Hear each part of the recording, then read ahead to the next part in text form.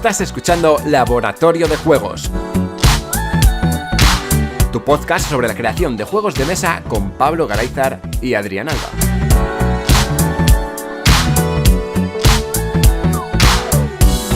Bienvenidas y bienvenidos a un nuevo programa de Laboratorio de Juegos. Yo soy Adrián Alba y como siempre tenemos al otro lado de la línea a Pablo Garayzar. Hola, Pablo. Hola, ¿qué hay? Seguimos con los programas de Kickstarter. En el programa anterior hablamos de la precampaña, qué hacemos o qué tenemos que hacer antes de lanzar una campaña en Kickstarter. Y ahora, en este programa, vamos a hablar de la campaña en sí. Arrancamos la campaña y ¿qué es lo que pasa? Pablo, ¿cómo lo ves? Bueno, lo primero que pasa es que pasan muchos nervios. ¿Qué pasará? Creo que el botón que más se pulsa durante la campaña es el de recargar, ¿no? El del F5. Estamos dándole ahí todo el rato a F5, a pesar de que la mayoría de sistemas de tracking o de gestión de campañas, pues tienen autorrecarga. El F5 está a la orden del día y estamos todo el rato viendo a ver si la gente entra y si la gente pues está hablando del juego y tal, ¿no? Entonces lo primero que pasa es que pasamos un poco de vértigo y un poco de nervios, pero en cuanto vemos que la gente se va animando, pues hace una ilusión tremenda. Bueno, pues empezamos. Yo, como siempre, me gusta que esto vaya ejemplificado con tus juegos. Tienes 2 juegos en el mercado, lo recordamos por si alguien no se ha enterado todavía, que salieron a través de campañas de Kickstarter. La mejor manera de ver cómo es el proceso de una campaña es basándonos en tu propia experiencia con estos juegos. Imagino que habrá cambiado algo, no sé si mucho o poco, respecto a Moon con Arqueras de Nan. Quizás sí. La experiencia ha marcado diferencia o... Lo que sobre todo más ha marcado es que estaba mucho menos nervioso con Arqueras de Nan que con Moon. Porque con Moon fue aprender a fabricarte tu propio paracaídas mientras estabas cayendo, ¿no? O sea, por mucho que hubiese leído y todo eso, pues al principio es un aprendizaje tras otro y fue bastante intenso el mes que hicimos de campaña. Hicimos una campaña muy larga, ya sabíamos que iba a ser demasiado larga, pero lo hicimos así más que nada con el interés de que la gente de los centros educativos tuviera claro que durante todo abril podían entrar en la campaña, es decir, que no tuvieran que acordarse del número del día, dónde empieza y dónde acaba, es todo el mes para que puedan entrar. Porque estaba más centrado quizás para este público, ¿no? Más que para un público general. Esa era la teoría. Luego en la práctica vimos que no entró ningún centro educativo. Ah, bien. Perfecto. Porque los centros educativos no compran en Kickstarter. Kickstarter claro. Es una promesa y los pues centros educativos, organismos oficiales o entidades así un poco con el presupuesto más cerrado no pueden comprar promesas. Lo que tienen que comprar son productos y que se los entreguen en un plazo pues relativamente corto, etcétera, ¿no? Entonces sí que entraron muchos particulares relacionados con el mundo de la docencia, de la enseñanza, pero está claro que nos pasamos de frenada intentando llegar a ese público objetivo porque de hecho pues fallamos en el tiro, ¿no? De la teoría de ponérselo fácil a la práctica de que nadie se animó porque es Kickstarter o porque es Berkami o porque es una plataforma de micromecenazgo, pues llevamos bastantes aprendizajes. Entre ellos, pues la diferencia entre Arqueras y Moon, las campañas, es que la de Arqueras fue sensiblemente más corta por eso, porque no hacían falta tantos días en medio, porque las gráficas pues son básicamente como si fuera un sofá. Primero tardas una curva bastante empinada hacia arriba hasta llegar hasta el sofá, luego sigues prácticamente recto por todo el sofá y luego los últimos días son como el respaldo del sofá, ¿vale? O sea, es como un asiento. Al principio subes bastante, luego estás en tierra de nadie y luego al final vuelves a subir. Entonces, hacerle una campaña larga pues no tiene ninguna ventaja realmente, más que acabemos agotados y que perdamos algunos backers por el camino, porque mucha gente hace una economía mental de decir me voy a gastar al mes no sé cuántos euros en juegos y si nuestra campaña es muy larga, pues da tiempo para repensárselo y para decir, bueno, pues voy a salirme de esta campaña para que me dé el presupuesto para entrar en esta otra que me está gustando más o lo que sea, y entonces, bueno, ahí perdemos gente. Empezamos con el lanzamiento de la campaña. Nos hemos tomado una tila, hemos decidido una fecha, no sé si lo dejamos muy claro en el programa anterior, qué fecha deberíamos elegir, porque, a ver, creo que no lo comentamos. Sí hablamos de que tenía que ser una campaña relativamente corta, un par de semanitas, no un mes ni 2 meses. Hablamos de qué día era el mejor para lanzarlo, que era un martes, por el tema americano, pero que cualquier otro día podría ser. Hablamos de la importancia de estar encima de la campaña, concretamente los 2 primeros días, después nos podíamos relajar un poquito más, pero si miramos el año completo, no dijimos qué fecha es buena para lanzar una campaña. No, y eso ¿Navidad? Es importante. Claro. Hay muchos estudios de campañas hechas en Kickstarter. Lo que pasa es que hay que tener mucho cuidado con los estudios que analizan este tipo de cosas, porque muchas veces están muy distorsionadas las conclusiones con respecto a los tipos de campaña que vamos a generar. No es lo mismo una campaña que levante 2 o 3 millones de euros que una campaña que levante 3.000 o 4.000 euros. Entonces, muchas veces dicen, no, es que las campañas más exitosas de Kickstarter han hecho esto y lo otro y tal y cual. Pero es que esa campaña es exitosa en Kickstarter no porque ha salido un martes o porque ha salido en abril o porque ha salido en no sé qué sitio o porque lo ha hecho de esta forma. Ya iba a ser exitosa porque es una campaña, es la 5ª campaña de una empresa que siempre lo ha hecho bien, que las calidades son espectaculares, que los juegos están súper bien diseñados, etcétera. Entonces, da igual lo que ocurra, ¿no? Es un poco lo que muchas veces yo llamo el efecto Exploding Kittens, ¿no? Que dicen, joder, es que mira, el Exploding Kittens, mira qué juego más chorra es y mira todo lo que ha vendido. Bueno, es que tú no te das cuenta que el Exploding Kittens, primero, es un juego muy divertido, que la gente sabe que es muy divertido porque lo ha creado The Oathmeal, que es un creador de contenido divertido desde hace un montonazo de años en internet, que tiene una base de fans brutal, muchísimo más grande que la base de fans que pueda tener el Gloomhaven, por ejemplo. O sea, dices como, no, es que el Gloomhaven es un juego conocidísimo, incluso el Pandemic. Dices, ya, bueno, pues multiplica eso por 10 o por 100 y empezamos a hablar de la gente que se lee los cómics o las tiras de The Oathmeal, ¿no? Entonces, de repente, esta persona saca un juego de mesa y ya podía haber sido una Oca o un Parchís que iba a vender una salvajada de copias, porque saben que lo que quieren es básicamente el humor ácido de ese creador de contenido, ¿no? Entonces, muchas veces dices, no, es que ¿en qué fecha salimos? Hay estudios que dicen pues que hay que tener un poco de cuidado con las campañas comerciales tradicionales, ¿no? Pues cuidado con la cuesta de enero, cuidado con intentar vender justo después de una fecha importante, porque la gente pues está con la cartera un poco ya vacía y tal y cual.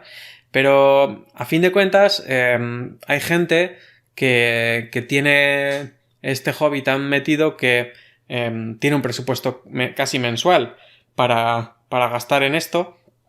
Y muchas veces si todo el mundo hace lo mismo, si todo el mundo dice no vamos a salir en enero porque en enero pues acaban de pasar las navidades y la gente está pelada, la cuesta de enero, no sé qué tal, pues de repente resulta que no hay nadie saliendo en enero y que cuando sales tú, pues lo único que se puede comprar de juego de mesa en Kickstarter es tu juego, igual tienes una ventaja ahí, ¿no? Entonces, ¿qué recomendación haría yo? Bueno, pues sobre todo tener un poco de cuidado con las fechas de producción. Con el verano de por medio pasan retrasos siempre.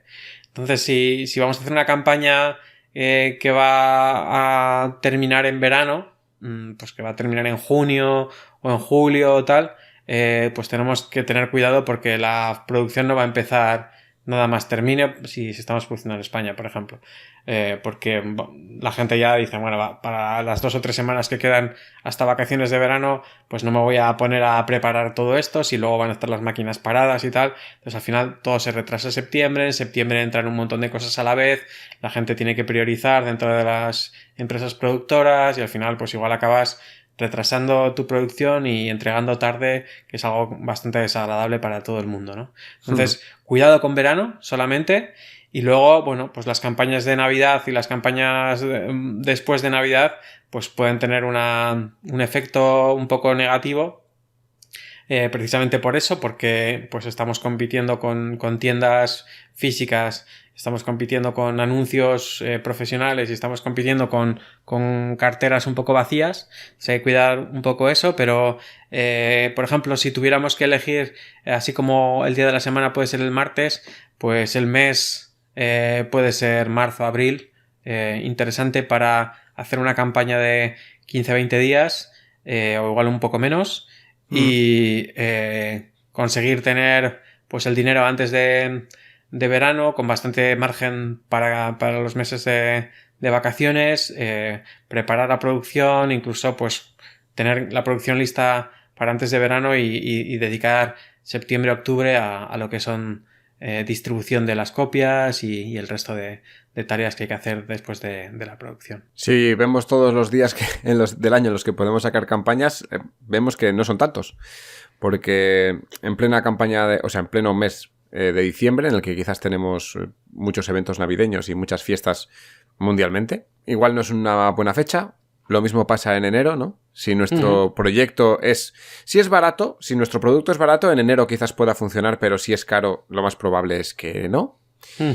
Y luego en verano, lo mismo que has dicho, ¿no? En verano va a llegar verano y el verano, pues el que está de vacaciones no se entera y si además terminas la campaña termina justo en vísperas de verano, todo se va a retrasar aún más, cosa que es mala para el juego en general. Pero luego además tenemos que tener en cuenta el resto de proyectos que tenemos en la plataforma.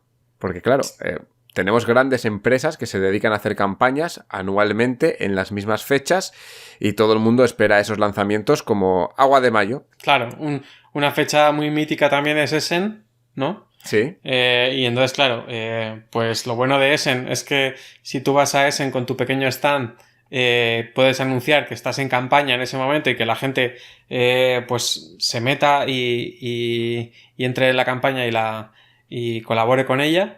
Pero claro, en ese mismo momento está saliendo también pues todos los transatlánticos editoriales a la vez. Entonces, probablemente tu jueguito que es autoeditado, que va detrás de una editorial muy pequeña que acaba de empezar y tal y cual, pues palidezca al lado de todos esos titanes de la edición de juegos de mesa, ¿no? Entonces, pues así como comentaba medio en broma que yo elegí saltarme las normas de no salir en campaña en un martes, sino un sábado, que es uno de los días casi prohibidos, pues también podríamos pensar en hacer algo parecido con lo que son las fechas, si no tenemos un proyecto que sea un proyecto, como tú bien decías, muy caro, muy ambicioso, ¿vale? Si es un proyecto pequeño, mediano, pues podemos permitirnos el lujo de, como suelo decir, hacer zig cuando el resto de la gente está haciendo zag, ¿no? O sea, ir un poco a contracorriente para aprovechar esa ventaja de que, bueno, ahora mismo, en este momento, no hay nadie en Kickstarter haciendo esto, así que toda la atención es para mí. Es menos atención que lo normal, pero la que hay es para mí. Sí, pero si haces la comparativa, ¿no? Al final vas a tener igual hasta más atención que la que tendrías si de repente sacas tu proyecto junto con 3 de los que tiene Cool Mini or Not a la vez, ¿no? Que claro. Esta es otra, porque ahora, por ejemplo, llega marzo, abril, esta es época de Kickstarters, de las grandes empresas también sacando juegos, sobre todo porque quieren financiar los juegos para poder producir copias mínimas para Essen. Porque es que Essen es una fecha que nos hace la doble jugada. Nos todo está pivota... cogiendo... Todo pivota, sí. Entonces, el que quiere llegar a Essen con una copia va a hacer la campaña con tiempo suficiente como para poder tener una copia de preproducción para enseñar física allí. Sí. Eso es, en Essen. Y lo mismo que has dicho antes, que en Essen mismamente decir estamos en campaña. Así que hay que tener mucho cuidado con las fechas y el tipo de producto, creo que es lo importante también, porque depende del tipo de producto, jugaremos en unas fechas o en otras. Exactamente, si por ejemplo, pues eso, los de Cool Mini or Not dicen voy a sacar un juego de 150 euros con 8000 minis y 1000 historias y no sé qué tal, la gente entra en marzo y dice, bueno, pues ya en abril ese presupuesto que yo me había puesto de 50 a 60 euros al mes en juegos de mesa me lo he fundido para 3 meses Sí. con lo que entra en marzo. Entonces, salir en abril con un juego mediano o grande, pues va a ser problemático, porque la gente va a decir, hombre, sí que me quiero comprar un juego, pero me voy a comprar un juego de 15-20 euros, no me voy a comprar otro juego de 150 euros. Se me tiene que pasar el susto por lo menos hasta julio. Sí. Y entonces ahí sí que tener mucho cuidado con qué otros juegos salen. Por otro lado, dentro de lo que es la liga de los juegos pequeños, pues también hay que tener un poco de cuidado con eso. A mí, por ejemplo, me generaba bastante frustración o bastante miedo que mis jueguitos de caja pequeña salieran más o menos al mismo tiempo que alguno de los números de Tiny Epic, lo que sea, ¿no? Sí. Porque la gente está haciendo como esa economía mental de bueno, pues por 20, 25, 30 euros tengo un juego pequeño. En el caso de Arqueras, por ejemplo, son 15, es menos, pero también es pues de una editorial que no conocen, de un autor que igual no conocen y saben pues que en Tiny Epic lo que sea, pues siempre hay un mínimo de calidad. Tampoco son juegos alucinantes, pero siempre hay juegos con mucha chicha y con mucho material metidos en una caja pequeña y tal, que no te vas a equivocar por mucho, ¿no? Entonces, si tienes, pues yo qué sé, en un supermercado una botella de whisky muy caro y una barra de mantequilla, pues no compiten. O sea, son dos productos que son para ocasiones diferentes y para tal y cual y ya está. Pero si de repente tienes la botella de whisky y tienes una barra de mantequilla y una lata de margarina, pues entonces dices, joder, pues ahí ya empezamos a tener un poco de problemas, porque la gente no va a comprar la mantequilla y la margarina a la vez. Y ahí empezamos a pelearnos, ¿no? Y bueno, pues el caso de los juegos grandes, cuando hay juegos pequeños peleándose, pues no tiene ningún problema. Pero sí, además de esa mantequilla, margarina y whisky, de repente alguien saca una botella de vodka buena, pues ahí ya hay una pelea también en la otra balda, ¿no? Y ahí hay que ver un poco, pues, qué es lo que va a hacer el resto. Afortunadamente, algunos anuncios de campañas de Kickstarter se pueden conocer de antemano y también buscar un hueco dentro de lo que es la atención de la gente para saber cuándo salir. Hablamos poco de la precampaña, bueno, poco, pero la importancia de difundir que vamos a estar en Kickstarter o en Berkami o en cualquier de otra de estas plataformas es importante también antes de lanzarse, ¿no? Para poder crear esa fidelidad de gente que pueda llegar antes de que lances la campaña, incluso con las herramientas propias que hablabas antes en el programa anterior de que tiene Kickstarter en la que dices, bueno, voy a tener campaña y la campaña se lanza tal día. Es muy importante que, o sea, el botón de lanzar la campaña es como cuando llega la hora de tu cumpleaños cuando eres un niño pequeño, ¿no? O sea, llegan las 5 de la tarde, es tu cumpleaños y esperas que la gente venga a tu fiesta y que sea un día memorable y tal y cual. Pero para eso has tenido que hacer un trabajo previo, has tenido que preparar tu casa para que esté pues con comida rica, con bebida rica, con no sé qué, no sé cuántos tal, has tenido que invitar a la gente de antes, que la gente te haya confirmado que va a venir, etcétera. O sea, no haces una invitación a todo el barrio, a todo el colegio diciendo, bueno, que vengan los que sean y ya está, sino que intentas pues que esas invitaciones sean personalizadas, que la gente te confirme y que bueno, que haya cierto ritmo en las primeras horas, ¿no? Entonces, el tema de la pre-campaña es muy importante. Hay gente que, de hecho, incluso pues se gasta dinero en artículos promocionados o en anuncios en redes sociales, etcétera.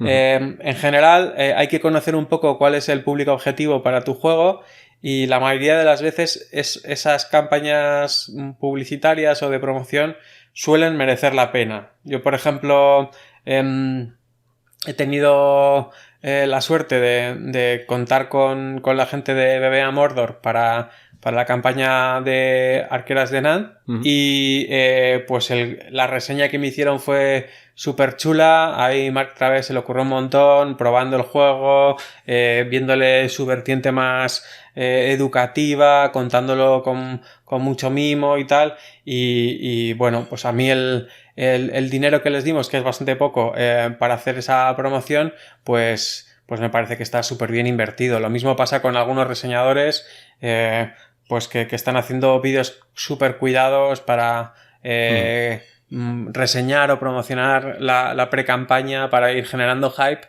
y que también pues te solicitan una pequeña cantidad y pues creo que es dinero bien invertido. Lo malo es que si lo hacemos con todos, pues al final dices, joder, quiero salir en 5 o 6 sitios, si a cada uno le tengo que pagar 50 o 100 euros, pues al final se me va un montón de dinero en promoción, que es difícil de recuperar, ¿no? Pero pues en general algo de eso sí que tiene que haber. Sobre todo además suele venir bastante bien esas promociones tanto en pre-campaña como durante la campaña, cuando ya se han pasado los 2 primeros días. Es decir, en los 2 primeros días es el jolgorio padre, estás ahí a tope en la portada de Kickstarter o de Berkami y generas un montón de atención, pero en cuanto se acaba esa fiesta, pues hay que seguir generando un poco de música dentro de la campaña, y ahí pues puede venir bien que la gente que hace estos tipos de reseñas promocionales y tal, pues saquen su material para que siga habiendo un poco de ruido, ¿no? Entonces, esos materiales pues hay que prepararlos con bastante antelación y que sea solamente cuestión de darle a publicar en los días que tú hayas dicho, ¿no? Porque durante la campaña no te puedes poner a preparar ese material cuando ves que la cosa no va o lo que sea. O sea, tiene que ser una decisión previa. Hablando del botón de lanzar la campaña, nos ponemos en situación y venga, estamos sentados en la silla y ahora sí que sí, después de muchas veces que lo hemos hablado, le damos al botón de lanzar campaña.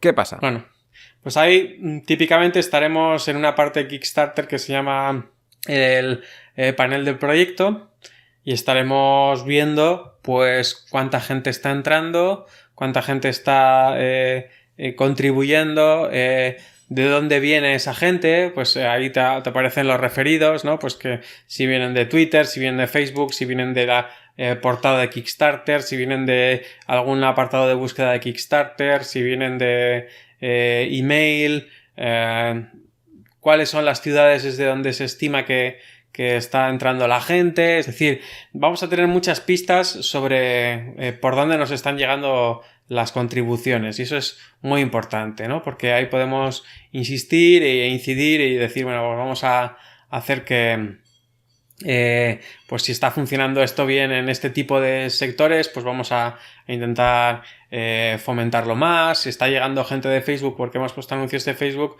pues quizá nos compense seguir contribuyendo a Facebook para que sigan llegando esos anuncios que nos traen gente, etcétera, ¿no? Luego, en este mismo panel de proyecto, pues tenemos un apartado de actividad donde se van viendo todos los comentarios y todas las valoraciones que va haciendo la gente, y sin tener que entrar en cada uno de los apartados de la campaña vamos a poder ver si hay movimiento o no. Y hay que estar muy al loro de esto para ir respondiendo en tiempo real todas las cosas que pueda haber por ahí, para que la gente note que no le has dado el botón y te has ido a dormir, sino que estás ahí encima y que estás respondiendo a todas las dudas que puedan surgir. Entonces, como hemos dicho, normalmente las primeras horas de la campaña son críticas, y aquí lo que estamos es todo el rato en el panel del proyecto pulsando F5 para ver pues cómo va evolucionando todo, si hay algo que podamos hacer o similares, ¿no? Y sobre todo eso, en mucha interacción, estar respondiendo a todo en redes sociales, en Kickstarter, por email, donde haga falta, para que la gente pues no tenga ninguna duda y pues tenga confianza suficiente como para entrar. En tu caso, ¿de dónde viste que procedían más personas? ¿A través de qué red? ¿A través de qué anuncio? ¿En qué plataforma? ¿Dónde viste tú que tenías más repercusión? Yo soy muy activo en Twitter, ¿no? Entonces en Twitter estuve calentando la cosa bastante la semana previa, tampoco mucho antes, porque creo que la cosa se puede enfriar y que la gente pues le suene que vas a lanzar una campaña, pero ya no se acuerden ni de qué mes, ni en qué semana, ni en qué nada.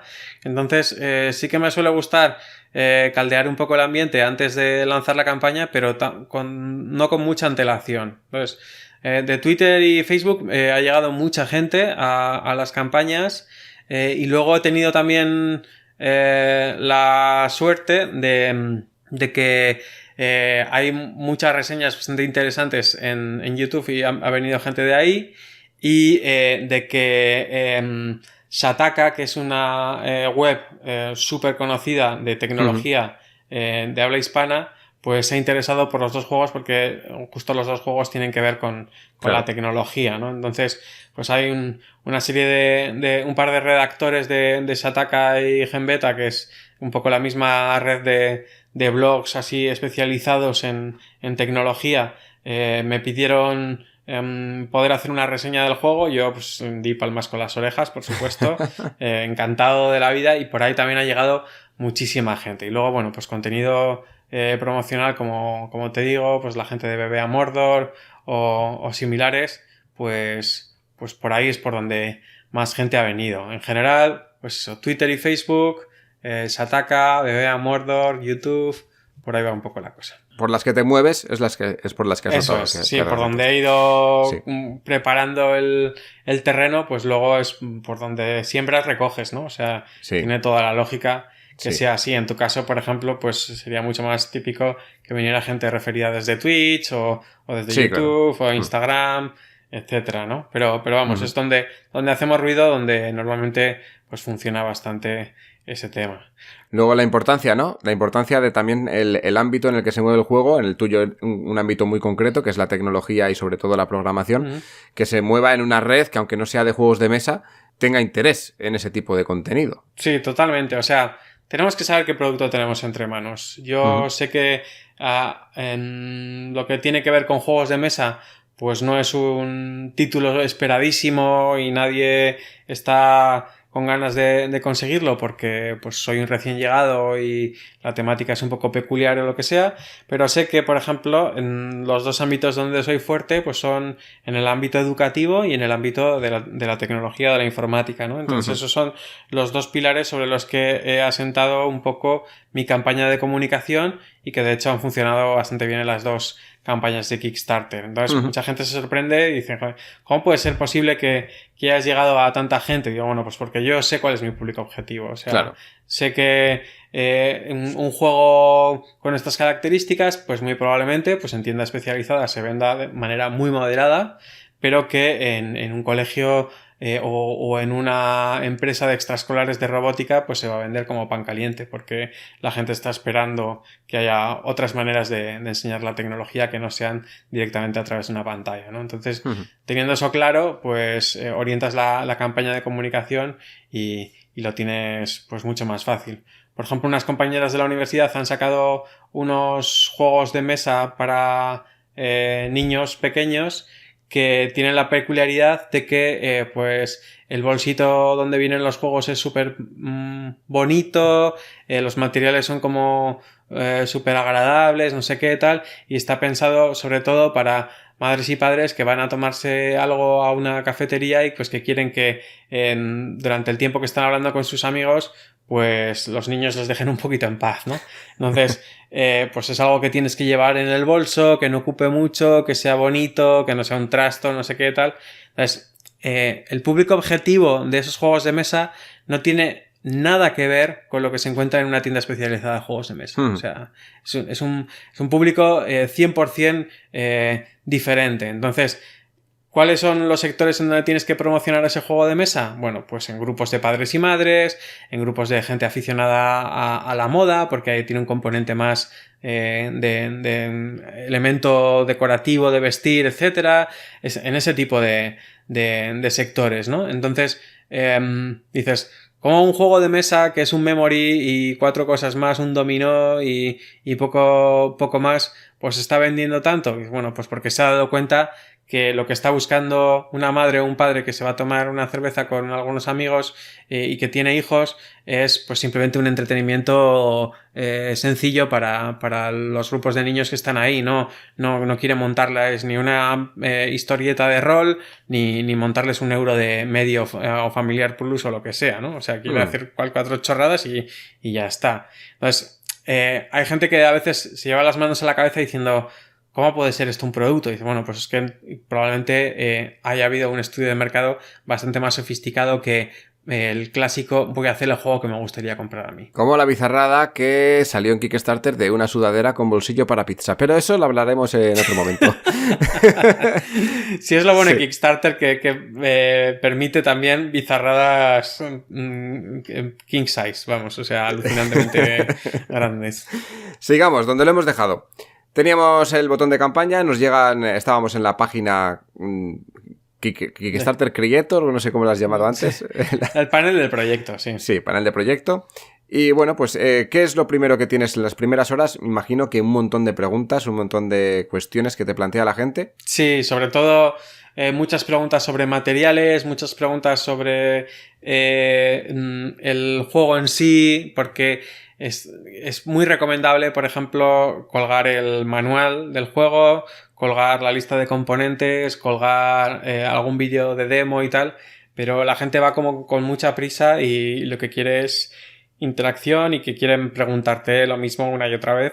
Uh-huh. Hay un apartado de preguntas frecuentes en Kickstarter, pero no se usa demasiado, por lo menos yo no lo he usado mucho. La gente utiliza los comentarios y pregunta las mismas cosas una y otra vez. Entonces aquí muchas veces suele venir bien tener un bloc de notas con varias pestañas con respuestas tipo, de pues cuándo se espera que lleguen los juegos, qué calidades vamos a manejar, temas de gastos de envío, ese tipo de preguntas frecuentes que nos llegan por email, nos llegan por redes sociales, nos llegan por Kickstarter, nos llegan por un montón de sitios, y que si las tienes ya medio escritas, pues es copiar, pegar, cambiar los nombres, cambiar algún dato y mandar, y cuesta mucho menos. Y bueno, básicamente las primeras horas es estar mandando mensajitos como loco. Bueno, pasan estas primeras horas, ves que la campaña crece o no, que también puede pasar. ¿Y cómo sigue la evolución? El primer día ya sabemos que es caótico, el segundo también. Llegamos al tercero, se haya financiado o no se haya financiado, el proyecto sigue adelante, los días que sean. Y bueno, vamos a esa llanura que nos encontramos en el proyecto, en el que el crecimiento es escaso. Escaso, incluso a veces negativo. Durante los primeros días, si hemos alcanzado la meta de financiación o si estamos cerca, normalmente lo que se suele hacer son publicar actualizaciones de campaña. Las actualizaciones de campaña son pequeños mensajes donde se va informando de cómo va la cosa, porque la gente entra en la campaña y normalmente se marcha, no está dando la F5 como estamos nosotros. Y entonces, bueno, pues hay que mandarles algún correo, algún mensajito indicando cómo va la cosa, ¿no? Cuando conseguimos pasar de no financiado a financiado, pues es un gran evento, es algo que hay que anunciar, que la gente sepa que si acaban así las cosas, pues el proyecto se va a llevar a cabo, se les va a quitar el dinero de su cuenta en ese momento cuando termine la campaña y que todo va a ir un poco sobre ruedas, pero además después de financiar pues puede darse el caso de que se vayan desbloqueando stretch goals y estaría bien que en sucesivas actualizaciones pues se fueran comentando cada una de las stretch goals que se van desbloqueando y luego si hay alguna stretch goal que esté a punto pues decir venga, animad a vuestros amigos a entrar, que si conseguimos 300 euros más, pues vamos a conseguir que estos tokens sean en lugar de standees, que sean minis o cualquier cosa de estas, ¿no? Entonces, es un poco, pues, ir comentando la jugada poco a poco con actualizaciones. Ahí, pues, estas actualizaciones se pueden escribir al vuelo, se pueden tener más o menos ya escritas también. Sería lo suyo, depende, ¿no? Sí, depende de cómo queramos llevar la campaña, pues de manera más fresca y respondiendo un poco al vuelo o teniendo más o menos previsto qué es lo que va a pasar, que sería lo recomendable. Yo no lo hice así, a mí no me cuesta casi nada preparar un email de 4 o 5 párrafos más o menos bien escritos y los escribo al vuelo. Pero hay gente pues que le cuesta un poco más o el tema de la campaña, hacerla bilingüe inglés o castellano, pasarlo a inglés, pues le cuesta más. Entonces animo a que ese trabajo esté hecho. Yo no lo hago porque tengo la seguridad de que lo voy a poder hacer en cualquier momento, pero por ejemplo, si fuera a hacer pequeños cortes de vídeo, por supuesto que los tendría pregrabados porque eso se me da mucho peor. Sí, bueno, pero también no solo... Bueno, intuyo que la gente va a escribir igual no por la velocidad, sino por las correcciones ortográficas, ¿no? Que sí, creo que es importante. Me refiero más a la claridad del mensaje, cómo lo cuentas, si metes algún chascarrillo, metes alguna broma, metes algún no sé qué. O sea, hay gente que se bloquea con la página en blanco, sí. Pues si es tu caso, pues prepárate las actualizaciones que estimes que van a suceder, pues los primeros stretch goals y tal, más o menos tenerlos preparados. De hecho, Kickstarter te deja tenerlos redactados desde ya y darle al botón de enviar cuando toque. Imagino que sobra decirlo, pero la importancia de una caligrafía correcta es importante, ¿no? O sea, caligrafía, bueno, ortografía, sí, caligrafía, sí. Nos escribimos con el teclado, ordenador, ¿no? Si pero, tuviera buena caligrafía, uy, qué bueno. mandaría imágenes de sí, caligrafía y ortografía y que... sí, gramática, sintaxis, todo, o sea, sí. Queda muy mal las faltas de ortografía o las frases muy difíciles de leer. Entonces, bueno, pues eso suele ayudar que alguien ajeno a la campaña te lea la actualización antes de darle al botón de enviar, porque a veces ese botón de enviar lo que está generando son pues 700, 800 emails que van a llegar a muchos sitios y si tiene faltas de ortografía o tiene cosas que están mal redactadas, pues luego da mucha rabia porque la gente dice esto qué demonios es, ¿no? Sí, si no sabe escribir, ¿cómo va a hacer un proyecto, no? Sí. O sea, nuestros textos hablan mucho más de nosotros de lo que a veces queremos, ¿no? Entonces hay que tenerlos un poco trabajados o pues escritos con cierto mimo. Ahí también hay que tener un poco de cuidado en no ser muy chapas, muy pesado con las actualizaciones. Hay gente que entra y dice, a ver, o sea, no está pasando nada y he recibido ya 12 actualizaciones.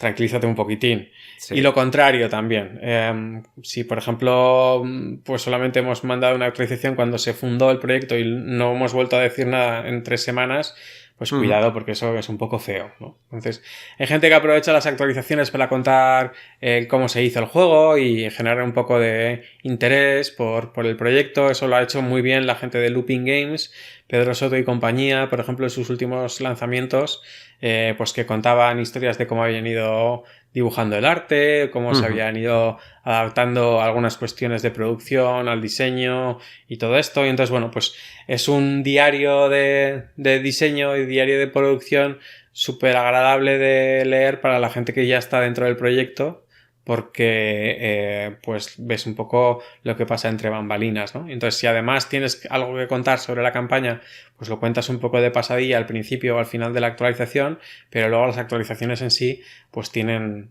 su entidad y tienen su utilidad.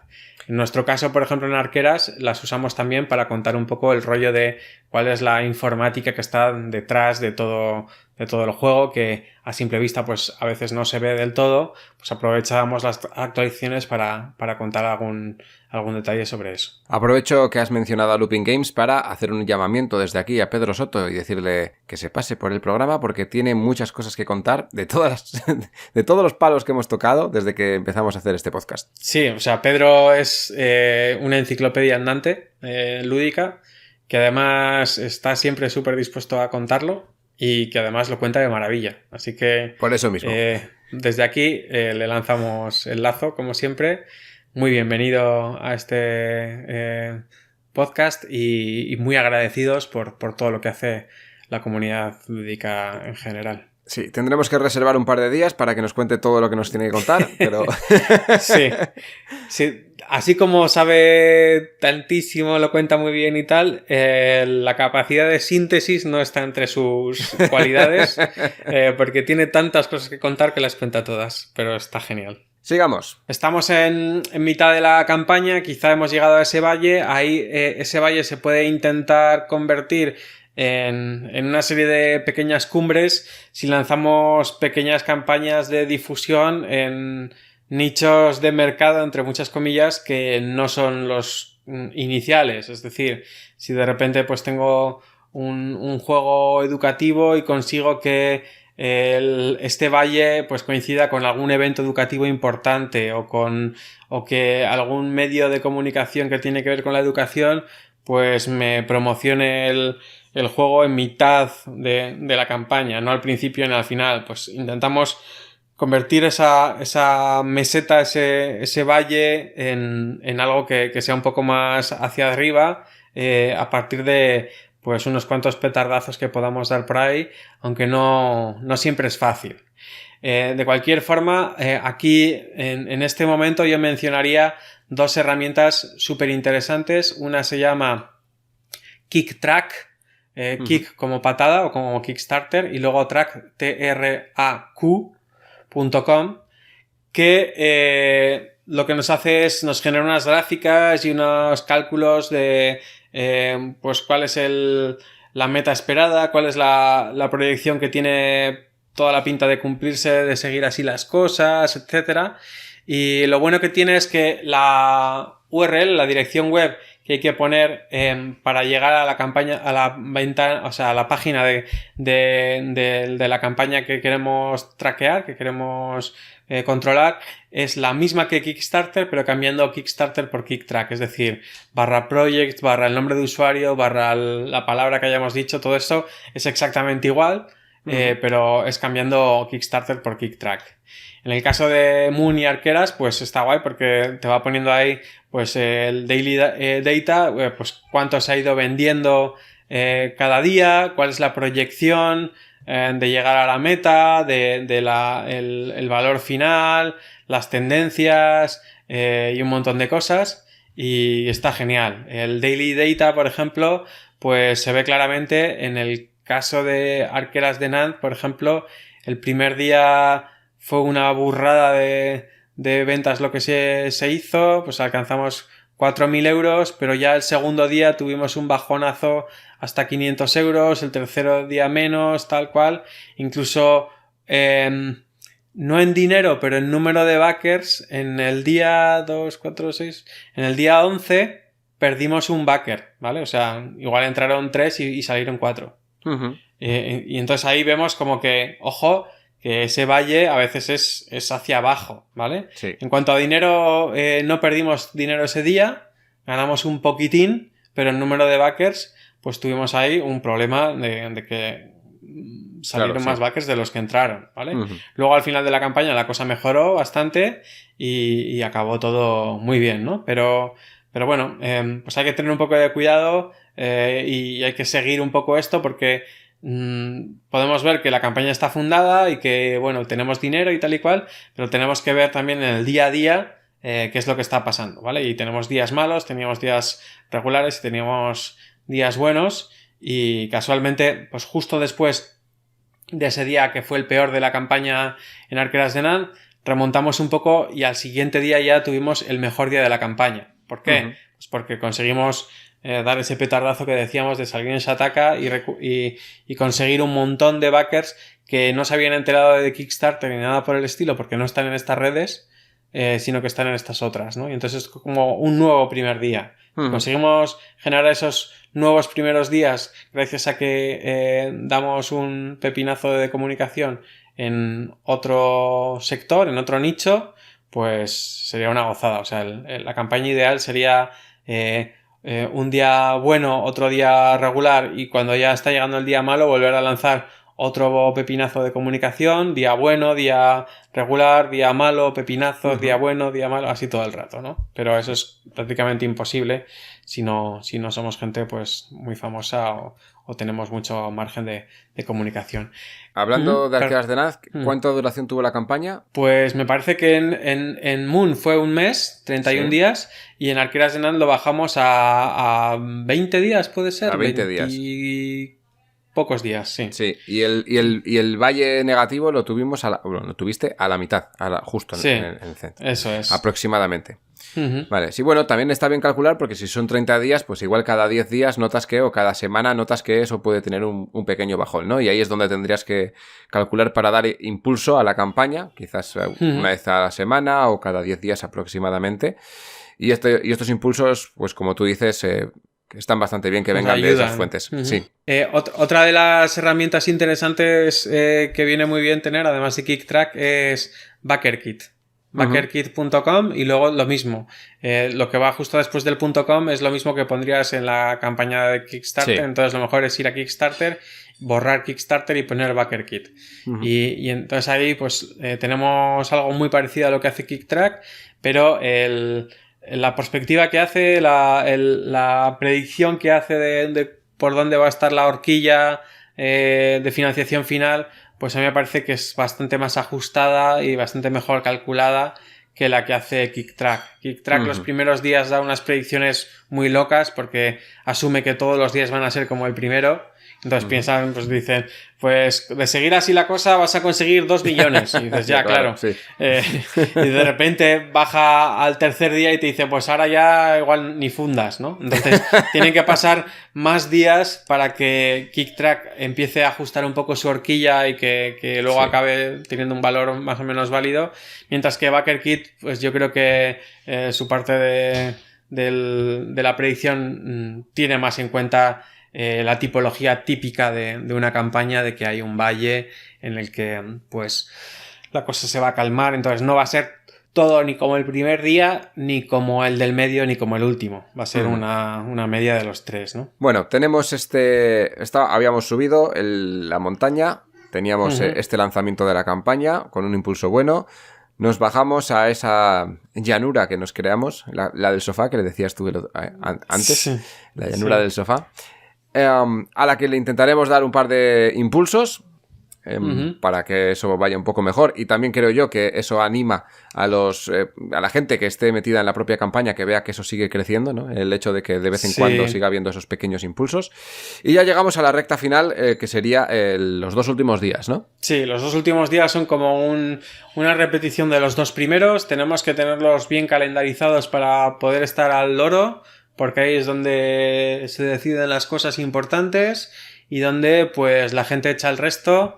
Tanto es así, por ejemplo, que en la campaña de Moon pues fue una locura los 2 últimos días, y yo ya pensaba que llegábamos a las últimas stretch goals cuando estábamos lejísimos 2 días antes, ¿no? O sea, la gente se engorila y de repente dice, venga, va, si nos juntamos más, desbloqueamos todo y venga, para todos todo, ¿no? Pero el caso es que para que eso suceda tienes que estar encima, y tienes que, cuando la gente te pregunta y dice, oye, que quedan solamente 2 días, quiero ampliar mi contribución porque en lugar de una copia quiero 7, he comprado un pack de 5 pero no hay packs de 7, ¿cómo lo puedo hacer? No sé qué tal, pues ahí hay que responder a muchas dudas, a decir, mira, tú pagas 7, elige pack de 1, pack de 5, no te preocupes que yo voy a hacer la división y te voy a mandar 7, además voy a preguntarte qué es lo que quieres o lo que sea. Es básicamente, una vez más, estar ahí para que la gente tenga confianza, para que en el momento de la verdad, que es cuando se acabe la campaña y ya no se pueda cambiar la aportación que haya hecho cada persona, pues todo esté bien y que todo el mundo esté tranquilo. Entonces, genera muchísima confianza, pues que estés ahí, que estés respondiéndole a todo, que cualquier duda, pues enseguida resuelvas cualquier malentendido, que seas también amable a la hora de responder a la gente. Tampoco hay que hacerle la pelota a los backers, pero hay mucha gente que responde muy seca, sí, no sé qué tal. No cuesta nada, pues unas cuantas formas de cortesía, de preguntar las cosas bien, responder las cosas bien, no responder de malas formas, y bueno, hay un montón de cosas que podemos tener preparadas de antemano. O sea, todas esas formas de cortesía para responder pueden ser casi plantillas. Yo no lo hago porque ya te digo que a mí me gusta escribir, pero cuando te mandan una pregunta así seca, pues tú también puedes poner las típicas frases de muchas gracias por el interés en mi juego, si tienes cualquier otra duda, no sé qué, no sé cuántos tal. Claro. Eso a la gente le agradece un montón, ¿vale? Porque estamos en una sociedad donde pues cada vez se cuidan menos este tipo de cosas, y cuando alguien se toma la molestia de hacerlo un poco bien, pues enseguida las respuestas son muy, muy positivas. Yo he tenido un montón de mensajes diciendo, joder, agradezco un montón que me respondas tan rápido, con todo el jaleo que tendrás ahora, y encima además de estas buenas formas, no sé qué tal, mucho ánimo en tu proyecto. O sea, es algo que motiva un montón, porque cuando tú das buen rollo, la gente te devuelve más buen rollo todavía, y estás bastante cansado esos 2 últimos días, pero estás también con un subidón moral importante. Terminamos esta línea de sub y baja con el final de la campaña. Ya hemos hecho el boom y bueno, se cierra la campaña. En otro programa hablaremos de la postcampaña, que también es muy importante. Pero bueno, este cierre, como el cierre, justo cómo viviste tú el cierre, como algo que puedas aportar sobre este cierre. Son una pequeña liberación, porque dices, bueno, ya está, ahora ya puedo relajarme un poco, pero esos mensajes que son frenéticos durante la campaña tardan en apagarse. Es decir, no es se termina y chimpún, ya, un silencio sepulcral. Sino que sigue habiendo gente escribiendo y sigue habiendo gente con dudas, incluso aunque no puedan cambiar su contribución, pues siguen preguntando cosas y ya incluso más nerviosas porque ya han pagado. La campaña ha terminado y tal. Entonces hay que cuidarlo bastante. Por supuesto, hay que tener una actualización preparada de fin de campaña, dando las gracias a todo el mundo que ha participado, a toda la gente que ha comentado, que ha animado a que la campaña sea un éxito o incluso aunque haya sido un fracaso. O sea, hay que tener un buen cierre ahí bien preparado, agradeciendo la atención de la gente y la colaboración. Y luego, pues también hay que tener previsto el tema de los late pledges, de las contribuciones tardías. Siempre hay gente que llega 10 minutos tarde a todos lados, ¿no? Entonces, la rabia que le pueda dar a alguien llegar un día tarde o 2 días tarde a una campaña que le interese, pues hay que gestionarla y pues muchas veces tiene sentido que haya algún mecanismo para que puedan reengancharse a la campaña. Aquí hay páginas web especializadas para gestionar los late pledges y demás, pero también cuestan dinero. Entonces hay que ver un poco si nos merece la pena o no, o si lo podemos hacer de una manera un poco más casera, con algún formulario de Google Forms, recoger la gente que esté interesada y escribirles más adelante cuando ya los juegos estén producidos, a ver si siguen interesados, que puedan hacer una contribución vía PayPal o cualquier cosa de estas. No sé, en función de si somos una persona individual, si somos una editorial o si somos cualquier otra cosa, pues habrá diferentes maneras de gestionar todo esto de las contribuciones tardías, pero sí que tenemos que tener más o menos previsto cómo lo vamos a hacer, porque casi siempre hay un porcentaje, que no es mucho, ¿vale? Será el 5%, pero de gente que está muy interesada en participar en la campaña una vez que ya ha terminado, que Kickstarter no nos permite esos late pledges. Entonces, esa es una de las partes típicas del día final de la campaña. Responder los mensajes que quedan así pendientes, que siempre queda coleando mucho mensajito pendiente, y gestionar un poco, dar una vía al tema de las contribuciones tardías. Bueno, yo creo que con todo lo que hemos contado, la campaña más o menos quedaría la fase posterior a la campaña, que como ya hemos avanzado, pues hay algunas herramientas que nos van a ayudar, pero que cuestan bastante dinero, o bastante porcentaje del dinero que hayamos recaudado, y que además pues son otra odisea en sí mismas. O sea, hay que volver a preparar la campaña ahí dentro y volver a preparar todos los niveles de recompensa, tal. Claro. Pues muchas veces da un poco de pereza. Pero bueno, yo creo que eso da como para otro programa, ¿no? Sí, eso lo hablaremos más adelante, y si podemos traer a alguien que haya enredado con eso, sí. Eso es, pues mucho mejor. Sí te va a preguntar antes de acabar, cuando la campaña Kickstarter se acaba, le das al botón de finalizar, automáticamente es cuando se cobra a todo el mundo que ha contribuido, en un plazo de unas horas, me imagino. Realmente no le das al botón de finalizar, tú has puesto una hora límite y finaliza se acaba sola. solo. Vale. Y entonces luego cuando se acaba, pues te llega un mensaje informándote de Kickstarter de cuánto se ha recaudado, no sé qué tal, y que bueno, se va a proceder al cobro a la gente y que se tire informando de cómo va la cosa. Porque los cobros los hace Kickstarter, y claro, si en ese momento a alguien le pillan sin saldo en la cuenta, pues el cobro no se puede hacer. Entonces lo vuelven a intentar al cabo de unos días otra vez, y luego al cabo de otros días otra vez, y si ya una tercera vez no se puede hacer el cobro, pues se eliminan como backers. Claro. Sí, entonces tú durante esos días tienes la posibilidad de comunicarte con ellos y avisarles, oye, que me ha rechazado el cobro los de Kickstarter, ojo que tienes 3 días para pues regularizar tu situación, porque si no dejarás de ser backer de la campaña. Que eso es otro punto a tener en cuenta, que al final de la campaña, que el número de backers que te marque la campaña al final y el número de la cantidad de dinero recaudada que tengas al final de la campaña puede disminuir debido a estas personas que, por lo que sea, no van a realizar ese pago. Ya sea porque quieran o porque no quieran, que es algo que es una pérdida que se va a tener. Sí, sí.